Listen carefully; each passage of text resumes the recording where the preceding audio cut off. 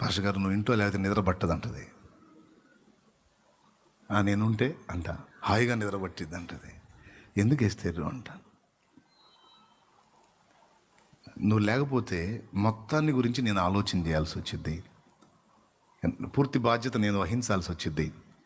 కాబట్టి ఇంత అలికిడైనా సరే నేను అలర్ట్ అవ్వాల్సి వచ్చింది. అదే నువ్వు ఉన్నావు అనుకో, ఇక ఏదైనా నువ్వు చూసుకుంటావు, కాబట్టి హాయిగా నిద్రపోతా అంటది. ఆమె ఆ మాట చెప్పినప్పుడు ఇప్పుడు నా భార్య గురించి గొప్ప కోసం నేను చెప్పట్లే, వెంటనే నేను నా ప్రభువుని గుర్తు చేసుకున్నా. ఒక మనుషుణ్ణి నేను నా మీద భరోసా ఉంచి హాయిగా ఆమె నిద్రపోగలిగినప్పుడు, సర్వశక్తి గల దేవుణ్ణి నేను కలిగి ఉండి నేను ప్రెజర్ అవ్వాల్సిన అవసరం ఏంటి? నేను ఒత్తిడికి గురి కావాల్సిన అవసరం ఏంటి?